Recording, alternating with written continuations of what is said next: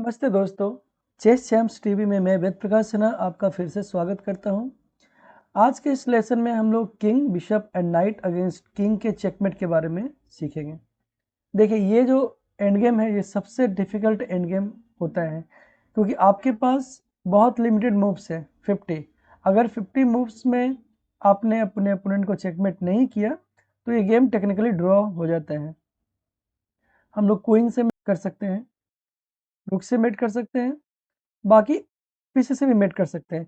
But night bishop एक technically बहुत ही sound end game है।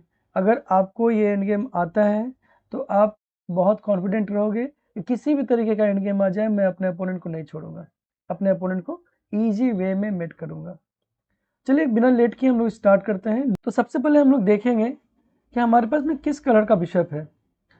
तो यहाँ पे जैसा आपके सामने दिख रहा है कि हमारे पास व्हाइट कलर का बिशप है, तो आपको इसके वाइट साइड कॉर्नर्स को ध्यान देना है।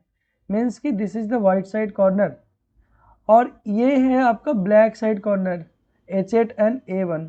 अगर आप H8 एंड A1 कॉर्नर पे जाते हो तो वो गलत होगा।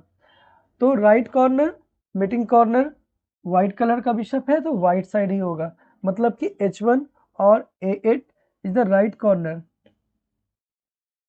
द सेकेंड टेक्निक, दूसरा चीज आपको देखना है, आपको एक इमेजिनरी ट्रायंगल बनाना है।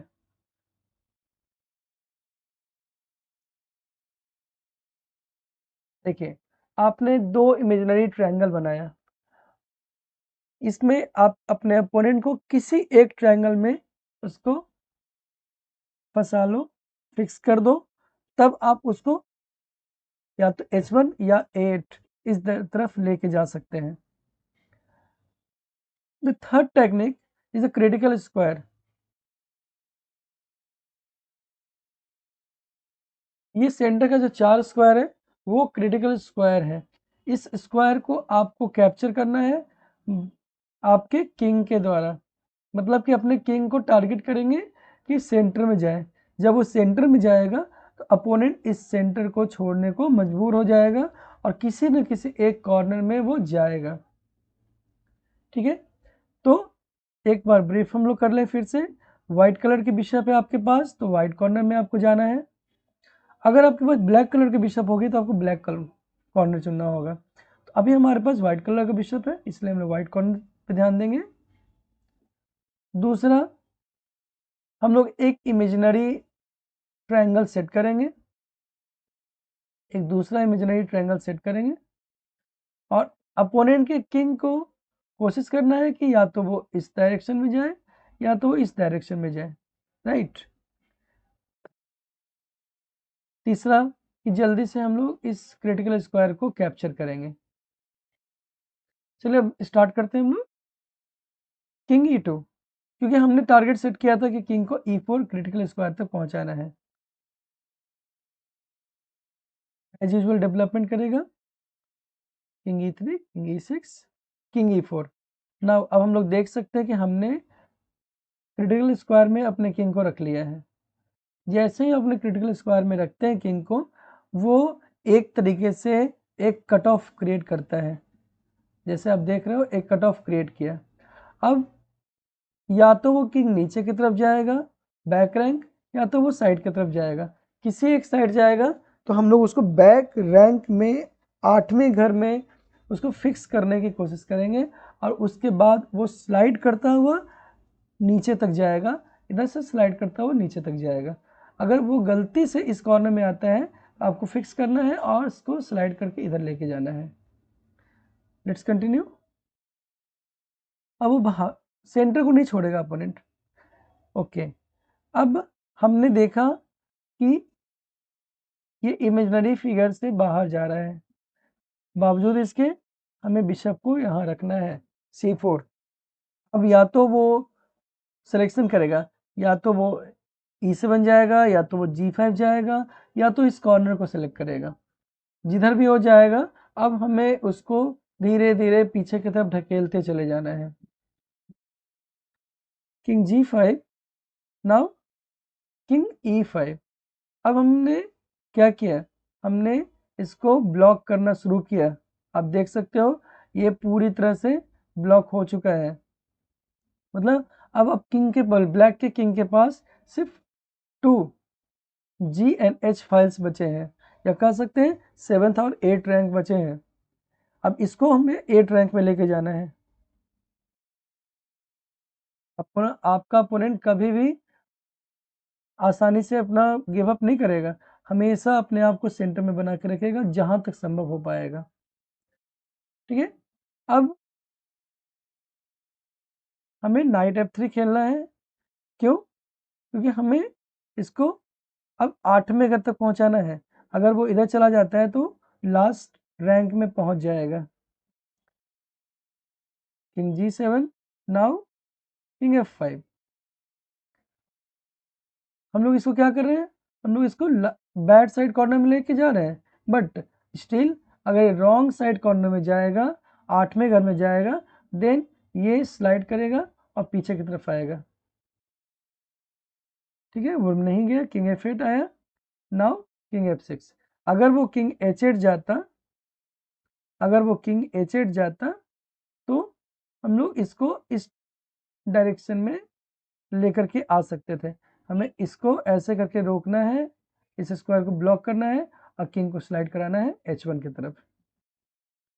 चलो हम लोग देखते हैं, जिसको हम लोग अभी कंटिन्यू कर रहे थे। जब ब्लैक किंग F8 चलेगा तो हमें ब्लैक के किंग को इस इमेजिनरी ट्रायंगल के अंदर में बंद करना है। इसके लिए हमें पहले G7 स्क्वायर को बंद करना होगा। So king F6 is the only move. Now black के पास ओनली वन मूव है, किंग E8। इसमें जो सेकंड थ्योरी कहती है कि बिशप को आप फर्स्ट डायगोनल, उसके बाद आप सेकंड डायगोनल, उसके बाद इस थर्ड डायगोनल में आपको लेकर के आना है। तो जैसा कि आप देख रहे हैं कि वाइट बिशप वाइट स्क्वायर को ही ब्लॉक कर सकता है, ब्लैक स्क्वायर को ब्लॉक नहीं कर सकता है। ब्लैक स्क्वायर को ब्लॉक करने के लिए हमें किंग या नाइट का यूज करना होगा। So can be use night here to block this square? Of course. So we can play knight E5, if king F8, then knight G6। अब आप देख रहे हैं कि किंग के लिए G8 और F8 दोनों स्क्वायर ब्लॉक हो चुका है। King E8, then king E6, king D8। अब हम लोग अपने बिशप को सेकेंड डायगोनल में लेकर के आ गए, मतलब कि अब ये जो किंग होगा इसे हमें इसमें ब्लॉक करके रखना है। अब देख सकते हो कि यहाँ से हमने किंग को इस वाले डायगोनल में बंद कर दिया।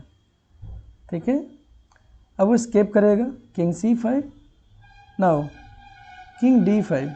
क्यों? क्योंकि आप E8 नहीं जा सकते हो, ब्लैक की तरफ से E7 नहीं जा सकते हो और D7 नहीं जा सकते हो, ये ब्लॉक है। King B6, then king C4, king C7, then king C5। now all these squares are blocked। तो एक तरीके से ये दीवार बनी हुई है, किंग इधर की तरफ नहीं जा सकता है। हमारा नेक्स्ट टारगेट होगा किंग को C8 A6 डायगोनल में बंद करना। थोड़ा दूर जाने की कोशिश करेगा। अब हम लोग इसको वापस पकड़ेंगे, C8, देन अब हमें क्या करना है, D8 स्क्वायर को ब्लॉक करना है, तो यूज योर नाइट। अब इसका D8 स्क्वायर ब्लॉक हो चुका है, king C6, now the final mating triangle, bishop A6। अब इसके बाद जब वो फाइनल मेटिंग ट्रायंगल में आ जाएगा तो आपको बहुत ध्यान से खेलना है, क्योंकि यहाँ पे ब्लैक अपने आप को स्टेलमेट करने की पूरी कोशिश करेगा, बट ये बिल्कुल राइट कॉर्नर में है। You have white colour bishop and this is the white corner, so ये मेट होगा। आपको ध्यान से देखना है कि मेट कैसे होता है। King A7, then bishop C8। अब इसके बाद हम लोग को अगर वापस रिपीट करेंगे तो ये रिपीटेशन हो जाएगा, तो हमें एक वेटिंग करना है। Now this move again, king C7, this is the only move, bishop B7 check, king here। now अब क्या है कि अगर आप कुछ भी मूव करोगे तो स्टेलमेट भी हो सकता है और ये चेकमेट भी हो सकता है। मतलब कि अगर हम लोग नाइट इधर उधर कहीं मूव कर गए तो स्टेलमेट हो जाएगा। देख रहे हैं, क्योंकि इसके पास कोई मूवमेंट नहीं है। But this is the mating position and this is the key position to mate. Knight C8 checkmate and of course knight B5 also checkmate. इस तरीके से नाइट बिशप चेकमेट का प्रॉब्लम हमने सॉल्व किया है। तो दोस्तों आप देख सकते हैं कि नाइट बिशप का चेकमेट बहुत ही लंबा और थोड़ा सा टिपिकल होता है। आपको बहुत सारे थ्योरीज को समझना होता है, बहुत सारी चीज़ों में। जैसे कि अगर हम लोगों ने समझा था कि एक इमेजिनरी ट्रायंगल होता है, आपको बोर्ड पे देखना है कि इमेजिनरी ट्रायंगल के बाहर में किंग है या अंदर में है। उसके बाद आपको ये देखना होता है कि आपका किंग इस चारों क्रिटिकल स्क्वायर के अंदर में है या बाहर में है। आपको अपने किंग को कहीं भी किसी कॉर्नर में होगा, आपको इनरिच करना है, आपको लेके जाना है वहाँ पे, ठीक है। जब आप वाइट स्क्वायर को बंद करते हो तो ब्लैक स्क्वायर को बंद करने के लिए आपके नाइट को यूज करना होगा, ओके। अगर आप इसको फर्स्ट ट्रायंगल में फिक्स कर देते हो तो फिर आपको इसको सेकंड ट्रायंगल में लाना होगा, उसके बाद इसको थर्ड ट्रायंगल में लाना होगा और मेटिंग जोन क्रिएट करना होगा। Then use your bishop and use your knight to create a checkmate. तो दोस्तों इस तरीके से नाइट बिशप का चेकमेट आसानी से सॉल्व किया जा सकता है। अगर आप थोड़ा सा ध्यान दोगे, इस वीडियो को आप रिपीट करके देख सकते हो।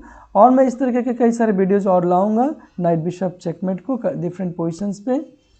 जैसे ब्लैक बिशप रहेगा हमारे पास तो हम लोग उस पर भी चेकमेट करके देखेंगे और इस तरीके से हम लोग इस डिफ़िकल्ट एंड गेम को सॉल्व करना सीख जाएंगे। तो दोस्तों चेस चैम्प्स टीवी में मैं आपको इस तरीके के interesting mates, interesting games, annotated games और बहुत सारे चेस लेसन्स को बताऊंगा। तो हमारे साथ आप जुड़े रहें। Thank you.